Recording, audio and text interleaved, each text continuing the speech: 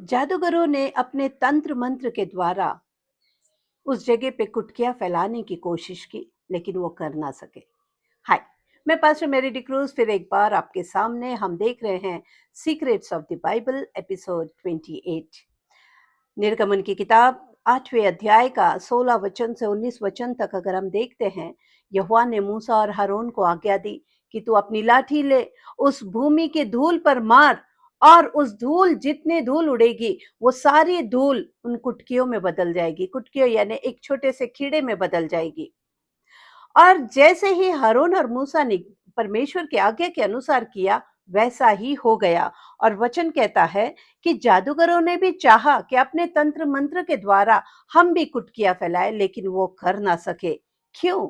क्या रहस्य है इसके पीछे?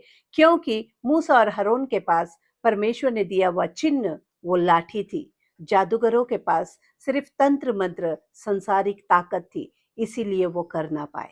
याद रखिए, परमेश्वर का चिन्ह, परमेश्वर के सामर्थ्य के आगे हर एक संसारिक ताकत हार जाती है। हालेलुया। इसीलिए आगे चलकर अगर हम देखते हैं, तो फिरौन जिस जादूगरों को, जिन तंत्र मंत्र करने वाले को खड़ा करता था, उन तंत्र मंत्र करने वाले उन जादूगरों ने इस बात को स्वीकारा कि यहोवा ही परमेश्वर है। इसीलिए नए नियम में भी लिखा गया है, पहला यूहन्ना 4 अध्याय के 4 वचन में, जो इस संसार में हमारे अंदर जो है, वो जो इस संसार में है उससे बढ़कर है।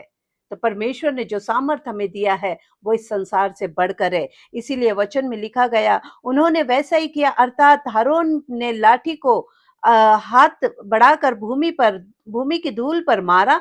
तब मनुष्य और पशुओं पर कुटकियां, वरन सारे मिस्र की भूमि में, सारे धूल में वो कुटकियां फैल गई, और वो जादूगर उसे ना कर पाए, क्योंकि हारून के पास वो लाठी थी, मूसा के पास वो लाठी थी, लेकिन जादूगरों के पास वो लाठी नहीं थी। हालेलुया। हमारे पास परमेश्वर का सामर्थ्य है, परमेश्वर का चिन्ह है। हम वो सारी बातें कर सकते जो परमेश्वर हमें आज्ञा देता है। हालेलुया। तो अपने आप को कम ना समझिए। हम परमेश्वर के चिन्ह को लेकर चलने वाले हैं, परमेश्वर के सामर्थ्य में चलने वाले हैं। हर समय हम विजय जीवन को देखेंगे। Thank you. Praise the Lord.